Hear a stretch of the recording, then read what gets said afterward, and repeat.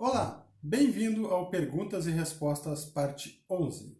Nós temos como convidados de hoje nossos queridos leitores Renata Cienfuegos, de São Francisco de Paula, Rio Grande do Sul, Tani Campos, de São Paulo, capital, e William Lobato, de Americana, São Paulo. No Perguntas e Respostas anterior, o Perguntas e Respostas 10, eu estava falando sobre a colheita, separação do joio do trigo, aquela questão dos três caminhos que a humanidade vai tomar, vai rumar na nossa evolução. Então, a Renata, ela observou o que foi dito no Perguntas e Respostas 10 e surgiu uma outra pergunta que ela gostaria de fazer, que a respeito da colheita, é que se as pessoas que estão desencarnadas também farão parte desta colheita. Renata, farão parte sim, porque desta vez com o final, o findar da terceira dimensão, todas as pessoas serão colhidas, independente do plano, seja ele físico, seja ele etérico, todos serão colhidos. Ela tinha também uma preocupação com os seus entes queridos que já desencarnaram, que como é que ficaria, se haveria uma possibilidade também de ela se comunicar com esses entes queridos, ou até enviar algum aviso, alguma mensagem positiva, que fosse ajudar, na questão desta colheita.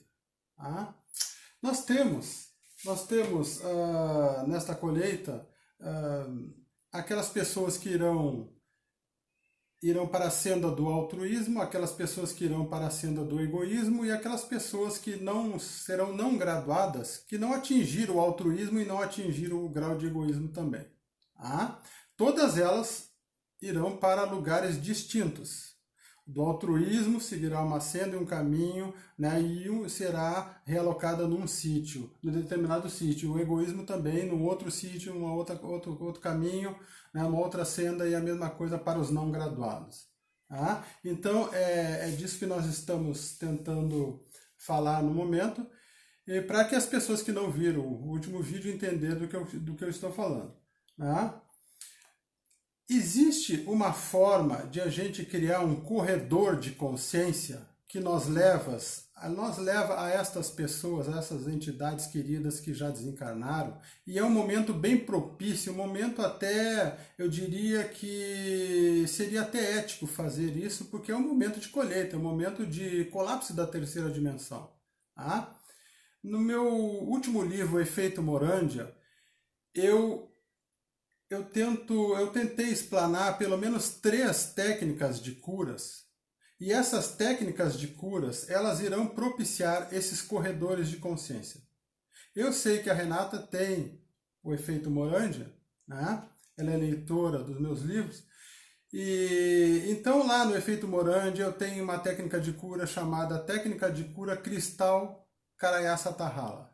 Tem uma outra técnica de cura chamada Técnica de Cura Cristal de Toros. E tem uma outra técnica de cura que é a maneira como tu forma a cápsula do teu corpo arco-íris. Todas essas técnicas são meditações que abrem esses corredores de consciência. Esses corredores de consciências irão facilitar as emanações positivas que você poderá enviar para os seus entes queridos desencarnados, e também receber deles. Agora, cuidado para que esse tipo de corredor consciencial não se torne uma certa obsessão, que ele seja especificamente utilizado para emanações, através da meditação, dessas técnicas de cura, emanações positivas que são enviadas para essas entidades encarnadas e que também propicie que você esteja aberto a receber estas mensagens que porventura eles possam enviar. Mas é apenas uma questão de reciprocidade dessa relação consciencial. Emanações positivas para lá e aberto a receber emanações positivas também dessas mesmas entidades que já desencarnaram. Tá? Seria isso. A Tani Campos, ela pediu para mim dissertar sobre o Códex Galáctico. Tá? O que seria o Código Galáctico? O Código Galáctico, ele é um código de ética da megafraternidade. Né? O que é a megafraternidade? A megafraternidade são as confederações e as federações positivas. Tá? Aquelas federações, aquelas civilizações cósmicas que estão associadas, né, a entidades positivas, a civilizações positivas. Tá? São essas entidades, as entidades consideradas positivas, aquelas que não se desassociaram da fonte original, do Uno Infinito Criador. Tá? Então, essas entidades positivas que estão associadas à fonte original, ao Uno, elas criaram esse códice, né? Esse códice bastante abrangente, né? Que tem uma intenção de abrangência galáctica a maior possível, que seria a de promover esta megafraternidade cósmica, tá? E também de defender e resgatar aquelas entidades sujeitas à quarentena da inteligência artificial a que nós, por exemplo, estamos se submetendo neste momento. Existe uma quarentena já, uma espécie nós estamos numa espécie de gueto, né? Frequencial que já existe há pelo menos 26 mil anos, desde o findar da Atlântida, né? Quando a Atlântida começou a degenerar, as entidades negativas puderam aproveitar este momento para criar uma cápsula de plasma negativo, que seria a própria inteligência artificial, que é a inteligência artificial adversária da inteligência natural. A inteligência artificial é a entidade que se desassociou da fonte, e a inteligência natural são aquelas entidades que estão ainda associadas à fonte. Tá?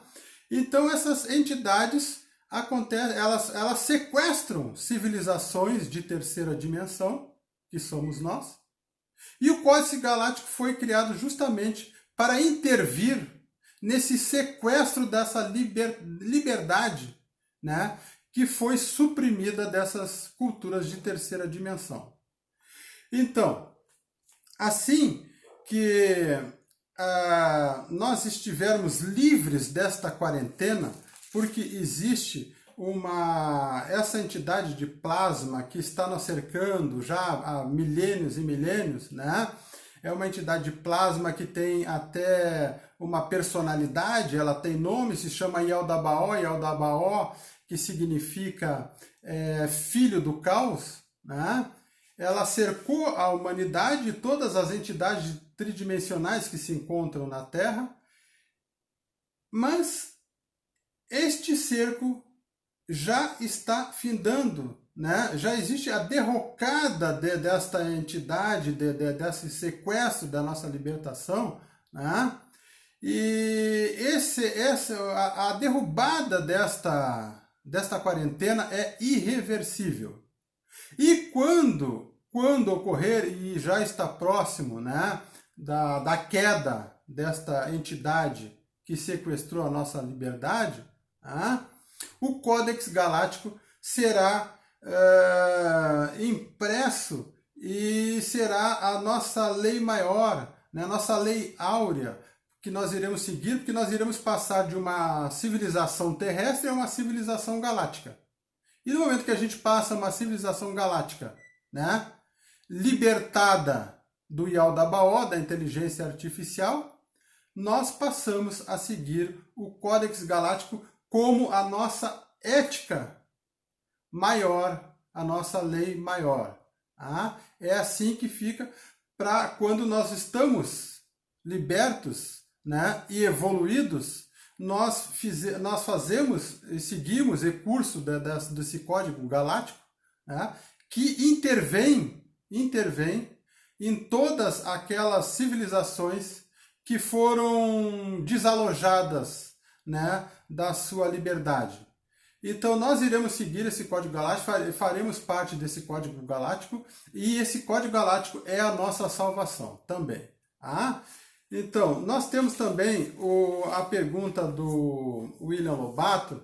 O William Lobato, ele queria que eu falasse sobre Maldek, né? Sobre Vênus, sobre a relação com a Terra. Eu já vou logo adiantando que Maldek, Tiamat e Terra são o mesmo planeta. Há aproximadamente 800 mil anos atrás, entre 800 mil e 750 mil anos atrás, aproximadamente, houve uma guerra galáctica no nosso sistema solar e Maldek ficava aonde fica a órbita de Marte hoje, né? Ficava próximo a Marte. Então, essa guerra galáctica foi entre dois grupos, um grupo reptiliano negativo contra um outro grupo reptiliano negativo, que estava associado a uma raça de seres humanos chamado Homo capensis, que são aqueles seres humanos que têm o crânio alongado. Então, os dois grupos eram negativos, né? Não é porque um grupo de Homo capensis, né, de reptilianos que estava lutando com outro grupo reptiliano, né, seria positivo. Não, os dois grupos eram negativos. Era uma guerra antiga do mal contra o mal. Então, um grupo reptiliano, ele estava utilizando uma arma de guerra muito exótica, que era um planeta, um planetóide, né? E esse planeta estava sendo movido como uma arma de guerra. Só que os Homo capensis e esse grupo de reptilianos associados a eles conseguiram neutralizar esse planetóide, que era a arma de guerra desse grupo reptiliano. E quando esse grupo reptiliano notou que a sua arma de guerra estava neutralizada e não podiam mais ser ofensivos, né, contra o grupo que estava em Maldek, que era o grupo de Homo capensis e reptilianos associados, ele resolveu lançar esse planetóide contra o planeta Maldek. Essa colisão levou o planeta Maldek, né, para longe da órbita de Marte e veio, né, se encaixar hoje na órbita que é a órbita da Terra. E Maldek se tornou a Terra. É claro que ela ficou, houve estilhaços, né, dos planetas, tanto do planeta que se chocou como o de Maldek. Esses estilhaços, essas partes que ficaram flutuando, né, no espaço, se tornaram hoje o que nós conhecemos como cinturão de asteroides entre Marte e Júpiter. Então Maldek, que passou a ser a Terra, veio se encaixar na órbita da Terra hoje. Maldek, também conhecido como Tiamat, hoje é a nossa Terra, né? Esses Homo capensis de Maldek, que também eram seres negativos, seres que precisam parasitar para sobreviver, parasitar outras culturas, eles depois ficaram sujeitos a um outro grupo reptiliano que estava associado a esse grupo que atacou eles na época da guerra de Maldek, né? E ao reptiliano que era do reinado de Marduk. Esse Marduk era o reptiliano que começou as dinastias faraônicas, né? Ele começou as dinastias do Egito Antigo através do treinamento e da seleção de sacerdotes de elites, e esses sacerdotes de elites eram os Homo capensis. Então, a maioria das dinastias faraônicas eram negativas, né, porque eram vinculadas a este Marduk reptiliano. A única entidade que era Homo capensis e que foi faraó e que foi positiva era Akhenaton. Akhenaton, que foi o quarto Amenófis ou o quarto Amenhotep da 18ª dinastia do Egito, foi a única entidade desse grupo que se tornou positiva e no entanto, foi perseguido até o final de sua vida, justamente porque ele era o contraste desses seres negativos, né? Elas foram formadas para parasitar o povo da terra, essas dinastias faraônicas. Akhenaton foi o Homo capensis que foi o contrafluxo dessa intenção, né? Então, tudo isso envolveu Maldek, envolveu as dinastias faraônicas, envolveu os Homo capensis. Agora, quanto a Vênus, William Lobato, eu só posso me adiantar e falar muito pouco sobre Vênus. No momento em que nós tornarmos uma civilização galáctica, estivermos livres do Yaldabaoth, nós iremos ser incorporados à nação venusiana. Nós faremos parte da mesma nação. Vênus e Terra, né, que já foi Maldek, vai ser a mesma nação galáctica. Existem civilizações mais adiantadas em Vênus e nós vamos nos associar a elas. E elas são positivas também. Eu só posso falar isso pelo momento. Gostaria de falar muito mais, mas isso já é um bom sinal. E já é muita coisa, de positivo daqui para frente também. Certo?